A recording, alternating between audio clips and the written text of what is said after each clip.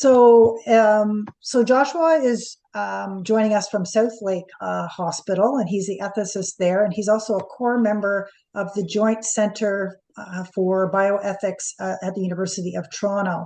He completed his honors bachelor of health sciences at the University of Western Ontario, and also has his master's of science in healthcare ethics and law at the Royal College of Surgeons in Ireland. Well, abroad, he focused his methods of decision making in healthcare, particularly supporting the use of the best interest standards when caring for neonatal and pediatric patients at the end of life. He's continued his education by earning a professional certificate in clinical ethics and health policy from the Center for Practical Bioethics in Kansas City, Missouri, and undertook a lengthy clinical ethics practicum at the University of Ottawa while teaching at Queen's University in the School of Medicine. So he's been well versed in the academic field. He began working at as a regional ethics for the Champlain Center for Healthcare Ethics in Ottawa from 2015 to 2018. He's published many articles, peer-reviewed journals, and talked so many issues around ethics and capacity. I've seen other presentations that Joshua has done.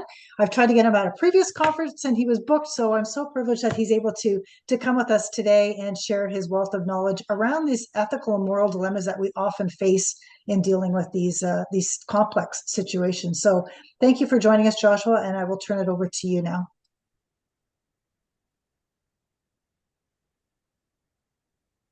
Thanks, Rhiannon. Can you see my slides then? Yes, I can. Thank you. Great. Okay, so just a quick, I don't know if it's a warning or an apology to everyone, but I'm feeling a bit under the weather today. But I've got my halls and I've got my giant bottle of water beside me. So if I need to mute and cough or anything like this, just please forgive me. And you know what? I think it's fascinating, and I feel very privileged that people still want to hear me talk about things like this. I mean, I've been doing this for just a bit over a decade now, and I think it's just still kind of really cool to be able to talk and have people listen. So I hope I can live up to some of your expectations. I'm going to be framing this a little bit different than Martin's talk, but I do appreciate all of the information that he provided. You know, we're thinking about that WHO, the World Health Organization, definition of abuse, and I'm going to pick out from that one of the last parts of that where the definition talked about harm, because harm is sort of at the core and the main reason we're often all so concerned about potential abuse. And so there we are. See if I can advance my slides. The title is Living at Risk and Elder Harm. A couple of quick objectives is to look at what it really means to support patients. And when I use patients, I'll also refer to clients or residents, depending on the location that they are residing in. Or they're substitute decision makers, and when these folks make risky decisions.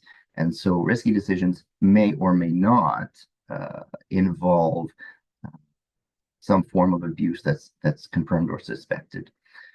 Look at, from the Ontario context anyways, consent capacity and substitute decision making. And I saw Amanda, I think, put something in the chat or the question box that has to do with some of this and potential financial abuse in the home and not admitting a patient to long-term care because the son or whomever would be able to afford to still live in the home, and we'll talk about that specifically, and explore some ethical issues involved when patients, again, or clients or residents, or their substitute decision makers on their behalf, make decisions to live at risk. And so, as you can see already, it's a little bit different take on abuse, because many of these situations might not be abuse. But from a clinical perspective, I'll take the somewhat clinical lens here, is that teams will often come to me with questions about these sort of things and integrate the components or the ideas of abuse or neglect or other things in this way. So we'll have a look. I'll try to get through this in about 45 minutes ish, but I'm not going to talk too much. So I'll try to leave time for questions. But I like to start these off with just quick hypothetical case study. So First, we've got Mrs. Going Home. She's an 82-year-old female who lives with her son, and the son has some physical limitations. Mrs. Home herself is an amputee. She has mild dementia and has some difficulty ambulating with the assistance of her walker, even though she has been attempting to actively participate in her rehabilitation while in hospital. While she's there, her son wishes to take his mom home. He says, "You know what? I can do it. This is how we live. We've always done it this way, and my mom will do better when she's at home." The son refuses any modifications to the home, though, to make it easier for mom to get up and move around. For example, ramps to get in. So she's still got to go up a flight of stairs to get into the door. Um, as well, he generally will refuse home care or personal support work supports. The mother constantly is looking to her son for answers, but when she's asked, she does say, hey, she wants to go home. She wants to go home with her son. She feels comfortable there. The physician, social work, the healthcare team feel Mrs. Home will be at great risk of falls and bed sores and deterioration of her health more generally if she's discharged home. The team feel that the son's not acting in his mom's best interests, which may or may not be important, as her substitute decision maker. And they believe that there may be some financial abuse going on here. They in addition, think that because of some of the comments the son has made, the team believe he's so adamant to take his mother home because he would not be able to afford the rent on his own if she was admitted to long-term care. As we all know, this may involve actually selling the home in order to pay in part for that bed. So, as a member of the team, what should you do? And does this resonate with any of your other cases or your experiences? Okay, so and I see just my presentation. So if anyone has any burning questions, feel free just to yell at me, turn on your microphone and ask, and I can stop and try to talk uh, and maybe pop up some of those. I can pop up the chat, but I don't know how I can do that. So this is what we're talking about to start with. When I say living at risk, this is what I mean. I mean those situations where the team or the providers have a concern, generally about patient safety, resident safety, client safety, and the patient or their SDM makes a choice that is kind of contrary to the provider's understanding about what's best or what is going to minimize harm. Okay, so we may be at odds here. Living at risk, more specifically, we don't have a one size fits all definition of what living at risk is. And quite frankly, being alive is risky. Whether you got up today and took a commute into work, getting behind the wheel, that's risky. You take the train to work, that's risky. You stay and work at home, that's risky too. But you don't get out of bed. Hey, there's also a risk to that as well, right? Bed sores and muscle um, atrophication and everything like this. So there's lots of risk involved in everything we do. So how much risk and what's the probability of harm are often some of the key questions that we have to ask when we see these decisions being made, either by the patients themselves, either family or substitute decision makers. And so, what's the harm? What's that look like? A couple of questions to get us started. Are the rights and behaviors of older adults questioned in ways that would never be acceptable if they were younger adults? I see this more often than I would like. What's more concerning, a competent or a capable 85-year-old person at risk of falling who wants to go back home? Mrs. Smith, she's got three stories in her house. She's already been in twice for a fractured hip. But she says, you know what? I was born in that house. I've lived in that house my whole life, and I want to go back and die in that house. Or, what's more concerning, that or a 16-year-old learning to drive, or a 50-year-old who wants to have a baby, right? And to add on, to what extent might substitute decision makers or SDMs take risks on behalf of their loved ones who are not able to make their own medical decisions? So if we have a capable or a competent individual, they can generally take whatever risks they want to. If the burden of decision making is passed on to somebody else, like the substitute decision maker, can they make the same type of decisions? Can they make those decisions with the same amount of risk or not? So these are some of the things we'll think about today. Okay. I know I see these type of things happening all the time. These type of decisions where folks choose to live at risk. Um, and there's a lot of different pieces to this puzzle. There's many different components and reasons why people choose riskier decisions, or those involving potentially more harm to themselves or to their loved one if it's an SDM making the decision, right? Um, this is part of it. These are part of the reasons why people might make decisions, right? And part of the burden can also fall on the team to determine, what's important in the conversation. Are we getting the appropriate informed consent? Can the person consent to making this risky decision? Are we supporting patient autonomy in ways that we can? Is there a duty to care, and how far does that duty extend? Um, are we considering truly the well-being and the health and safety of our patients? Can we manage and can we promote dignity in the situations that they're in and with the decisions that they're making? So lots of different things that are kind of floating around and that we'll have to consider in our um, navigation of the case that we just spoke about. But we'll come back to it. And so in a lot of these situations where there is that, there is some additional risk of harm, and teams might be saying, should we? And that's the ethics question, right? Is the should. If we're asking ourselves, what do we have to do? What must we do? This might be related to organizational policy. This might be in part, what does the law say that we have to do? But when we're asking ourselves, what should we do? This is kind of an indication where we should think, hey, this might be an ethics question. And so in these situations, ideally, we do want to enhance and respect autonomy. There's for a good reason the movement toward patient-centered decision making. Ideally, again, the team can agree with the patient or the SDM's choices.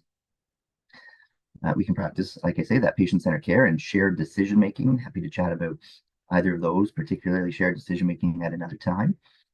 Patients and families agree with and adhere to, here's a tricky one sometimes, to the treatment or the discharge plan. And continuity of care and available resources to facilitate transitions and minimize risks are in place, right? And sometimes, and I don't want to, talk negatively about our healthcare system, but sometimes the left hand doesn't talk to the right hand. And sometimes we don't have enough resources to meet the needs of patients or clients or residents. And that can increase these risks that we're hoping to prevent. I don't have to tell many of you this though. So in reality, this is what we see. There can be certainly disagreement with patient or SDM choices or with the treatment or discharge plan. And that was sort of that third slide, I think, where the two arrows were pointing at one another saying, the healthcare team has this idea perhaps of what is best and how much risk or potential harm is appropriate. And the patient or the substitute decision maker has a different idea, and maybe they're willing to accept more of that risk of harm. And so other challenges, like I just mentioned, there are limited resources. There are increasing pressures on the system, especially when we're in hospital and there's the pressure to discharge. We have to think about in hospital what's patient flow looking like. How many beds are being utilized where patients could be cared for better in an alternate location? Are they ALC, alternate level of care? We may have a fragmented or siloed system. That's again that left hand not necessarily talking to that right hand all the time. Another one that's maybe more difficult to measure, but I had and I think one of my colleagues is on the call, but I had a call this morning or an email this morning about where our responsibility might end. So, to what extent is the healthcare team responsible for certain aspects of the patient's well-being? What is the scope of practice? What is even in the if a patient is in hospital on a unit, to what extent does that team have a responsibility to care for certain aspects of the patient when they're out of hospital, when they're making decisions to go elsewhere or to make riskier decisions? And generally speaking, I hate talking in generalities, but there may be a rescue culture, and when I say this, I mean our wonderful healthcare staff aren't always trained to let go. I mean, looking at the professions of many of my colleagues, and I mean, you have to. It's not real life, but you have to compare it to some of the medical dramas that you might see on TV or on Netflix, where it's always we have to save this person, we have to help this person, we have to do our best and prevent harms from coming to our patients. But again, uh, to what extent does the healthcare team have to do that? And do you as individual, whether you're practicing clinicians or not, to what extent do you have to do that in your own work? There is a limit. There's always a limit, but navigating where that limit is part of the challenge. Some additional challenges sometimes within the team, within different disciplines, there can be some disagreement about what the most appropriate plan of care is. We could have potentially paternalistic views on the healthcare side of things. Doctor knows best, that sort of thing, or healthcare team knows best. But it's important, and again, this isn't a talk on shared decision making, and I could talk more about it if it was. But the word paternalism isn't bad. It's not a bad thing to be somewhat paternalistic. But again, there are limits on that, of course, and we do have to make room for respect for patient autonomy or patient wishes. And so, other conflicting views between potentially the team and the family or the patient themselves, different cultural factors, language barriers. In more densely populated areas, you may see this more, and certainly, again, pressure to discharge. Can we get patients in and out? Because many acute organizations are at or beyond their capacity. I see places 120, 130, 140% capacity. And that leads to, what we see or what we might call the hallway healthcare, right? Often there are nowadays creative terms for hallway healthcare when we have to stick someone in a broom closet. But at the end of the day, it's not the best care that these folks can receive. That's for sure. So how can we address some of these issues? And this is just one of the possible ways we can have a look at it. And some of you may have seen this before. This is a one of the possible ethics frameworks or ethical framework tools that you might wish to use or apply. This one's called the IDEA framework tool. I didn't create this. To my knowledge, it was done by a colleague of mine in his work at the Toronto CCAC back a number of years ago now. But it's fairly straightforward. So say we've got one of these questions. What should we do? Right?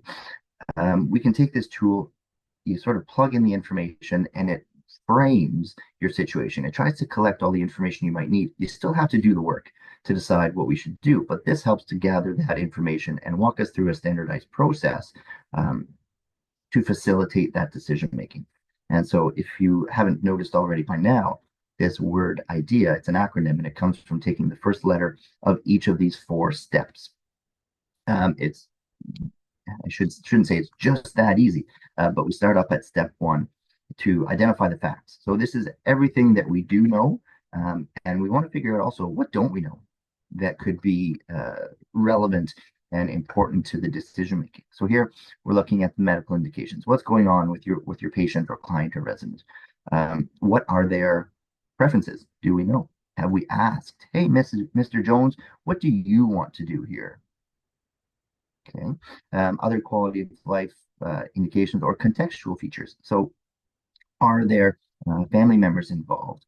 Is the neighbor the one that brought this person to the hospital? Are there spiritual or religious or other cultural beliefs that we have to take into account when considering the potential decision options for this individual? Second step, and this is where folks may or may not be as comfortable, but let's determine the ethical principles in conflict. This is my time to shine, I guess. And so this is where we're thinking, what is the issue at hand? What is the stumbling block? And what is preventing us from being able to address that question? What should we do? Is it related to autonomy or being able to respect the patient's wishes, or what their loved ones are wanting, their substitute decision makers are wanting? Is it the patient's wish? if they had the ability to tell us if they're incapable, but if they had the ability to tell us would the SDM's uh, version of what the patient wanted match actually what the patient wanted. Second, and again, this is just a short list of common ethical principles. You can add more. You don't have to apply all of these if they don't apply. Um, but the second on that list there is beneficence or to do good. So what's good might look different to different people. Um, I can speak for myself, and I think, well, I don't want to live forever. And to me, I'm still young and healthy, well, youngish, I suppose, and healthy enough to say at this point in my life, I would prefer a quality of life over quantity of life. Right? So what does good look like to the individuals in question? Third, non-maleficence or doing no harm. Where does that fit into play? And what is involved in doing no harm? First, we have to understand what is harm. What does the harm look like to the team? What does harm look like to the patient and or their family as well? And then we have to think about justice quite oftentimes. Justice has got a lot more airtime in the last 5 to 10 years than it had in the past. But justice can be understood in a variety of different ways too. So you walk down the halls of any healthcare organization, and now we hear talk often about equity and equality, but those are very different things too. They're components of fairness in a way. But we can also talk about distributive justice, procedural justice, and there's not time for all of that detail in this talk, but it's something to consider. Our third step is to explore the options, and you've all heard the old adage, I'm sure, the good, the bad, and the ugly. So, what all things considered could we do? That's fine. Let's figure that out. What could we do? But then we're going to use those ethical principles from step 2 to help us to determine what should we do. Those might be two different things. Last but not least, stop all the talking and thinking and actually do something, or else you'll be here all day. Act on one of those options from step 3. And then I say to evaluate your decision, right? Because chances are a lot of these situations that you're going to face might come up over and over and over again, but with slightly different details. So if you can work out a plan, if you can, create a process that works for you or your team, you may not have to reinvent the wheel every single time, and we can learn from our past experiences, right? So I'm gonna, turn the steering wheel a little bit here, because we have to think about when any of these decisions are being made about decision-making capacity. And Martin spoke about this a little bit in his presentation. So from what I hear sometimes, these are some of the questions that can come up, right, when it comes to capacity. Oh, how could anyone that's capable choose this or make this type of decision? There's too much risk. That's it. There's too much risk. We can't send you home. You're going to go to long-term care. Or we can't let you go home. It's not safe. It's too risky. And the hypothetical patient, Mrs. Jones, who wants to go back home to her 3-story house, despite having already been to hospital twice for fractured hips after falling down those stairs. So it's important when we're thinking about these decisions that we're not confusing what a person's rights are with what's necessarily in their best interests, because decisions might not have to be made in their best interests, and we'll get to that in a minute. Important to be mindful, of projecting our own personal values or the team's values on another person's decision. And this is tough because how do we stop ourselves from thinking, this is a personal value versus this is what I believe is expected of me in my role as a professional versus also, what does my professional college or association say that I have to do, and in terms of protecting patients and acting in their best interests and everything else. The third, we could also confuse functional capacity with decisional capacity. And so in some of these quote bubbles above the bullet points here, you can think of a situation of, Mrs. Jones isn't able to complete any of her activities of daily living. And so for that reason, she won't be safe enough in the home, and she doesn't really have an ability to live there. So we're going to say she's not capable of living at home and discharge her to long-term care. functional capacity there might be different than her decisional capacity to say, hey, I know I can't do these ADLs, my activities of daily living, but I'm willing to take that risk. I'm willing to understand, and I can understand the harm that might come with that. And then last two here, distinction between treating and helping patients versus assessing their capacity. And so that's, this takes two completely different functions and skill sets. And looking at consent capacity, again, this is from the Ontario perspective.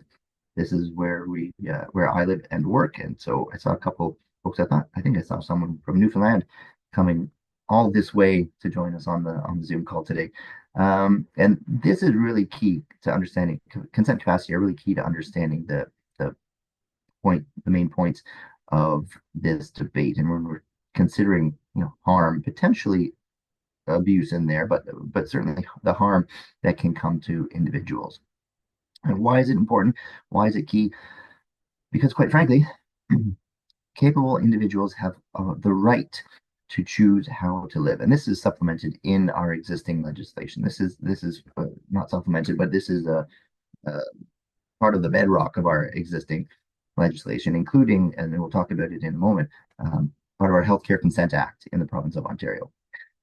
Second, just because someone's making a foolish decision or one that we don't agree with, doesn't necessarily mean that they're not capable from a decision perspective of making that decision.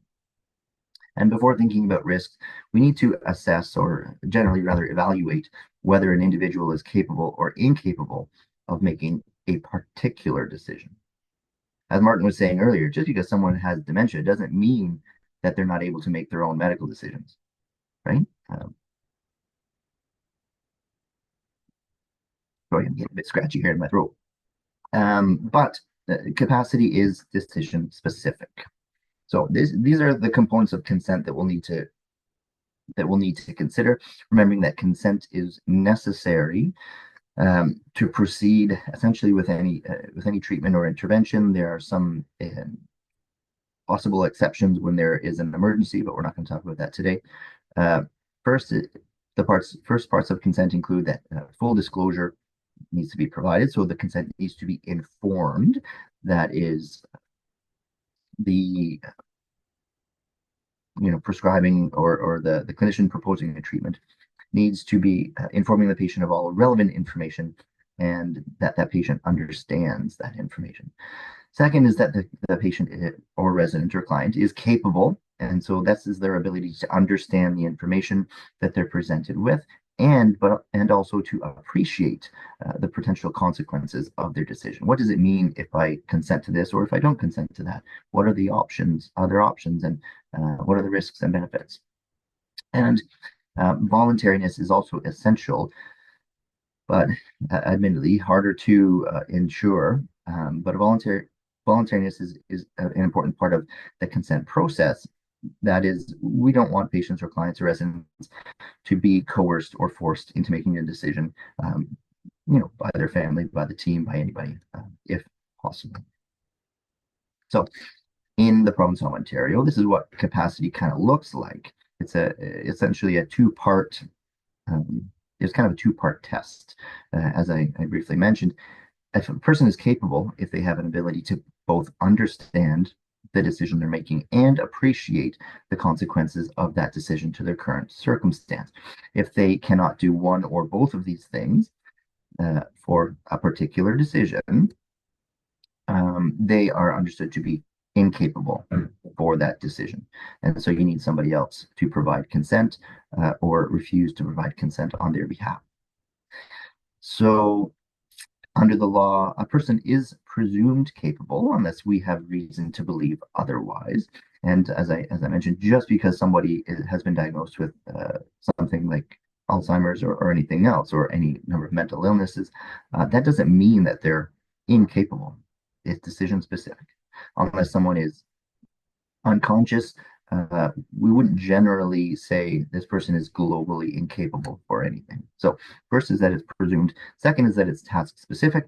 And as an example, I often give the rather silly situation of a potential patient who's just well enough to say that they would prefer red Jello instead of blue Jello for dessert at lunchtime in the hospital, but would not have the capacity to consent to a complex brain surgery or something like this, right? Different decisions require different levels of understanding and appreciation, and so capacity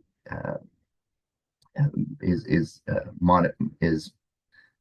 following that. Capacity also varies over time. It can fluctuate over time. So this is in the long term. It can be in the short term. If you're like me and you wake up, you haven't had your cup of coffee or tea yet. I question my own capacity sometimes early morning. But after that, I generally get up to speed and be able to make these decisions. But another fun fact, and not necessarily as relevant to this group since we're talking about potential elder abuse, but age. And this, again, is different depending on your province. But in the province of Ontario, we don't have an age of consent for healthcare decisions. And instead, we rely on this capacity standard. So if the person has an ability to understand and appreciate, they can make their decision.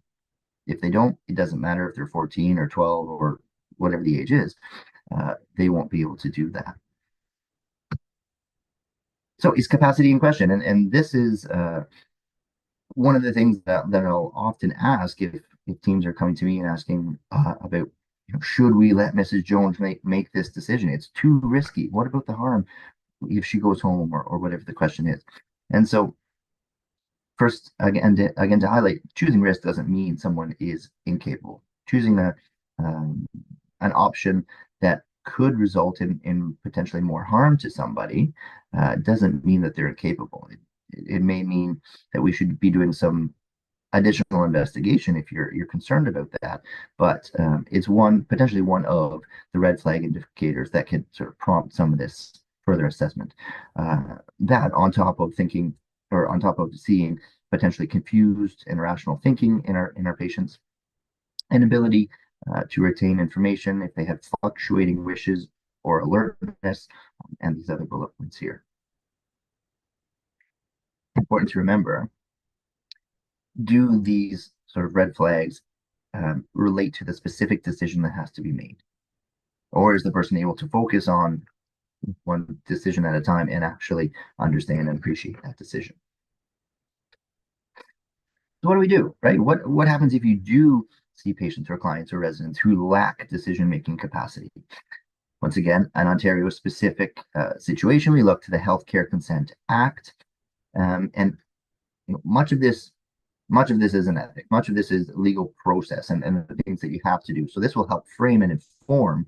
It'll help inform that idea tool, or if you have another type of framework you wish to use, and give us what do we have to do. And so within this, once we've got these answers, we can look at what should we do. And so the hierarchy in Ontario, we have a list for decision making on behalf of an incapable person. You start at the top. If that person does not exist, or if they don't want to participate, if it's not applicable, we go to the next bullet point down. So first, we have the guardian of the incapable person, someone appointed by the courts. Second, a power of attorney for personal care. Third, representative as appointed by the Consent and Capacity Board. And now for those of you who may not know, the Consent and Capacity Board, or the CCB, is an independent tribunal. It's kind of a step below the courts, and they look at matters of consent and capacity. Generally, we'll see things go to the CCB, like if someone's been deemed incapable and they want to challenge that, they think they are capable. Or if a team believes that a substitute decision maker isn't acting in a patient's best interests, they may go to the Consent and Capacity Board and ask the CCB if that substitute decision maker is indeed making a decision that they're supposed to, or in the ways that they're supposed to. Then we continue moving down: a spouse or a partner, a child or a parent with only right of access, brother or sister, or any other relative of the incapable person. And of course, as Martin also mentioned, as a last resort, you can add on the public guardian and trustee to the bottom of this list. Okay, and so I'll talk about a little bit about SDM requirements, and then we can look at some challenges that might exist here. So just like we would expect when making decisions as a patient, an SDM must also be capable. So they have to be able to understand the decision and appreciate the consequences. Um, an SDM has to be at least 16 years old, and I have a little asterisk there because if they are under 16 years old, but they have to make a decision on behalf of their own child or for their own child, then that is allowed. They must not be prohibited by the courts. And a fun one is they must be willing and able to give or refuse consent. And I like to kind of highlight this one because there's been many situations I've been involved with where the team, the healthcare team might have a decision that needs to be made by a substitute decision maker, but they haven't been able to get a hold of that person. So they've left voicemails, they've sent emails, and the person's just not getting back to them. This is a requirement. If they're not meeting this requirement, the healthcare team can move on, of course, with reasonable attempts to get a hold of the person and make sure we're documenting all this. But the team can move on to the next person in the hierarchy. And the ways that we have to expect, that the law expects SDMs to make decisions are first and foremost, and again, this is the law, this is an ethics at the moment. The SDM has to act in accordance with previously expressed wishes.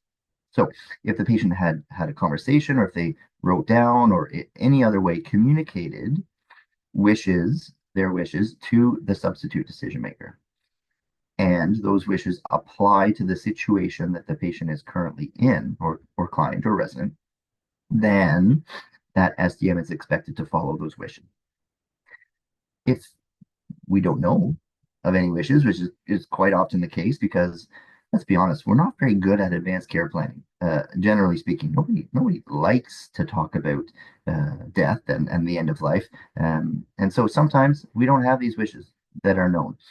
So if they're not known, or if they're not applicable to the situation, then that substitute decision maker is required to use sort of a best interest test, or the best interest standard, to guide decision making. And this is where teams might get stuck up sometimes, because they say, well, the loved one, this SDM, is not acting in the patient's best interest. But what does that mean? And this is what the law says it means. There's 3 more bullet points on the next slide. So if we don't have wishes, or if the wishes aren't applicable, this is what the Healthcare Consent Act says we have to take into consideration for understanding what best interests are. First, these are the more generally held values and beliefs that the SDM knows the incapable person held when they were capable, and believes they would still act on if they were capable now. So this isn't a prior express wish in number 1. This is something that's more general. This is, my grandmother was a devout Catholic, and she thought, not my actual grandmother, but she thought, only God brought her into this world, and some God, only that person or being or entity can take her out of this world, right? In the second part here, best interest is understood by the team's assessment of whether treatment is likely to improve the person's condition or well-being, prevent it from deteriorating, or reduce the extent to which or rate at which it will deteriorate. In addition, whether the person's condition or well-being is likely to improve, remain the same, or deteriorate without treatment, whether the benefit they're expected to obtain outweighs the risk of harm. Again, there's a bit of subjectivity here, and whether a less restrictive or less intrusive treatment would be as beneficial as the treatment that is proposed. So what are the potential options here, and can something less restrictive or intrusive be as helpful to the patient? So this is where ethics sometimes get called in when there's conflict, when there's decisional conflict. What do we do, for example, if there's more than one eligible substitute decision maker? So from that hierarchy, I don't know if I go back all the way, but it's right here. In the hierarchy, you see, say, bullet number 5, a child or parent of the incapable person. Well, what if this is Mrs. going home from our case example? She's 85, and she's got one son that you know about. But so let's say there's 2 other children, so a total of 3 children. Which of those children gets to make the decision? What if they all disagree, right? Is it is it the majority rule? So if 2 out of 3 agree, then we can go with it? No, that's not it. Well, is it that the oldest one gets to make a decision? Oh, it's not it either. Um, in reality, if substitute decision makers are on the same line in that hierarchy, they all have an equal right to make a decision. So they will all have to agree to something unless they choose not to participate.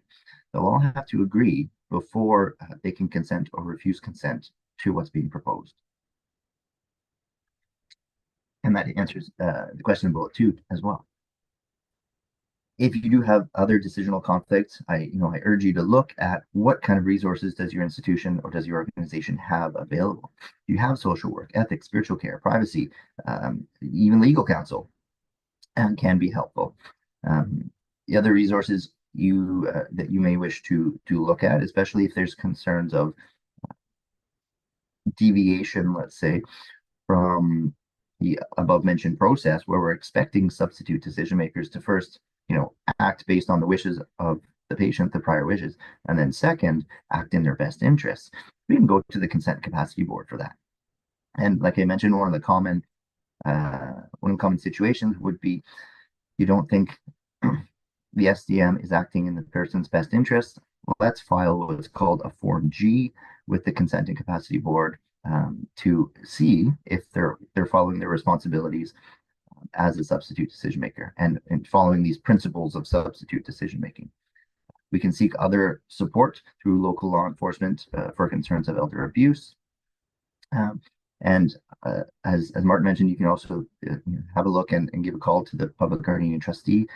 There's lots of different resources out there, but whether or not they will apply and their effectiveness is beyond the scope of this presentation. Okay. And so, like I said at the beginning, I'm expanding a little bit. I'm not sticking to a strict understanding of abuse, but looking more at the harm side of things, right? And so one thing I often ask is, are we asking the right questions about our concern for risk of harm? So this is what tends to be asked, and this is mine. This is from a colleague a number of years ago now. But what tends to be asked by the team: can this person live alone? Can they manage? Are they safe? Is the home suitable? That's great, but we may be able to direct our questions or to make them a bit more specific to apply to some of the more relevant issues like that capacity piece. So does the person have capacity for this decision? If so, then generally speaking, they have the right to take the risk and go home, even though it might mean Mrs. Jones is going to fall down her stairs again and break her hip again. What are the patient's preferences? Not just say the SDM is making a decision, a substitute decision maker. Are they saying this is what I want for my loved one? That's great. It's all well and good to hear what you would like for your loved one, but what would your loved one want? What would this patient want? Third, is there a duty to intervene or report? And so what is within the scope? Is it a decision or is it a situation that might require additional intervention or reporting? And so again, as Martin touched on a few things, if we're in long-term care or the retirement home setting, there might be a legal obligation to report. Otherwise, you may also look to your professional colleges or associations if you have documentation on this to look at when are we required, what are our expectations to report our concerns of abuse or harm. Another thing to ask: can we make the home or the discharge wherever the person's going safer, right? And a couple of points, again, great points from Martin. Who needs to be involved in that conversation? You could maybe call the fire department if you're concerned about hoarding and that there's no clear route to the exit for somebody in their home. And so also, how do we maximize safety, functioning, and well-being? Because at the end of the day, the decisions that our patients or clients or residents or their SDMs make might not always be in line with what the healthcare team thinks is best, but they may well have every right to make that decision where there is additional risk of harm. And so the this is the ethics about it, right? The ethical decision making involves deciding what we should do, explaining why we should do it, and also describing how we should do it. And so, if we look back now to the case at the very beginning, Mrs. Going Home, um, what do we need to do here? What should we do with Mrs. Going Home, and should we allow her to go back home with her son, even though the team thinks, well, the son has physical limitations. The patient herself is an amputee, so she's not going to be getting about or ambulating very well, even with her walker in the home. Her son doesn't really like to let in the PSW or home care supports. Hasn't liked to in the past, and he's not likely to let them in to take care of his mother again if she does go back home. And there's those potential concerns of financial abuse, right? Uh, what should we do? We could use something like this. What's the time? It's already 12. I'll maybe put a pin in this, and Brianne, we can go actually have a little conversation if there's questions in the crowd. But this is the general idea of things, right?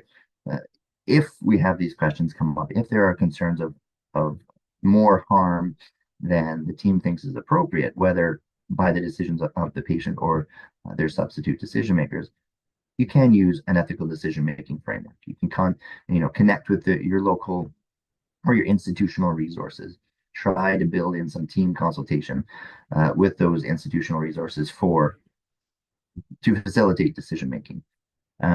Discuss risks and consequences and options with the patient or the loved one as part of a good informed consent process. Have a risk support plan if possible, and determine what is your duty, legal or otherwise, to intervene if there are decisions that you or your team don't agree with, and document everything. Right, as you will all know in this call, if we don't document something, it never happened. So make sure it's written down in good detail, and so we have a reference for later on if needed. Um, so maybe from there we'll stop. I'll stop sharing my screen because like I said, I talk too much, and I'll just call it there, and we can. Oh boy, there's a lot of notifications here. If we can go to the chat or whomever has questions, I'm happy to. There's just a lot of good comments and suggestions. Someone asked, but how do you assess if a person can appreciate the decisions they're making, especially if somebody else thinks that they're a poor decision? What is that? It's very vague, right? In terms of appreciating. It is. It's very vague, and it's truthfully, it's up to the I guess the proposing clinicians. Whomever's proposing the treatment or intervention has to determine that for themselves. Now, there's a number of different tools that people can use, and that I've understood can be helpful. I don't do capacity assessments or evaluations myself, but you can use a MOCA, you can use a mini mental state exam, of course, but those don't give you the answer. They help you.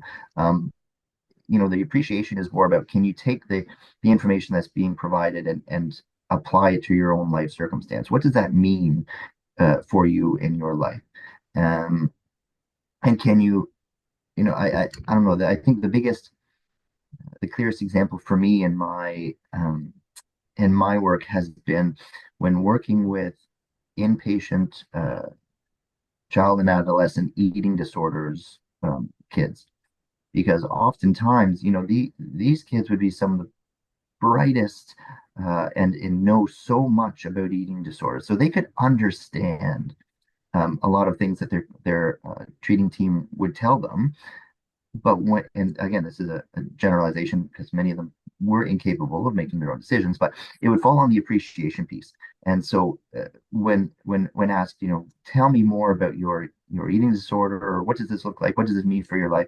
You could almost get a perplexed look and say, well, I don't have an eating disorder, but that child over there does. And so just not being able to reflect that this is something that is part of my life, and this if impacts my life in certain ways, is maybe a starting point, I guess, to understanding that appreciation bit a bit better. Great, thanks. I know I have a question around Form Gs. So to apply for Form G, does that have to come from a hospital or a healthcare provider, or do you have to be in hospital, or can anybody apply for that if they think a substitute decision maker is not acting in the best interest of the person that they're caring for or So I've supposedly only caring ever, for? yeah, I've only had experience with it in the hospital setting, despite, having worked in long-term care and community settings as well. But in the hospital setting, anyways, it's the physician who has to complete the form and submit it to the CCB. But it's perhaps more of a legal question that could be clarified by someone else with that knowledge. Okay. I don't see any other questions. I did see online the framework. You had an ethical worksheet. Is that possible to can I share that with everybody? Yeah, yeah, absolutely. Okay. So there's an Um, outline of the idea framework that South Lake has provided. So it's kind of a fill in the sheets and it's just a guideline. Obviously, when you fill it out, it's confidential that when you're done, but just gives you a guideline of how to fill that out based on what Joshua has been talking about today. Oh, hold on. Um, there's a question here. Do people still do they still do capacity assessments when the POA or SDM capacity assessment condition? It's in the question box. I'm not quite unsure. Not quite sure I understand. Oh, sorry, no capacity assessment condition. Uh, does who do capacity assessments? Sorry, maybe you just clarify your question. Sorry. I know you can hire obviously capacity assessment depending on what you're assessing, right? If it's property or if it's healthcare, that would depending on who's doing that assessment as well. I'm assuming that they're talking about healthcare because they're talking about SDM. I'm sorry, I'll wait to see if I get a response. Um, And it depends on the situation, right? What capacity is needed for. And so, as I remember Martin saying, capacity assessments that you would get um, for property or for even admission to long-term care, I suppose, could be quite expensive. But if we're talking about making treatment decisions, the capacity assessments formally by a capacity assessor aren't usually done.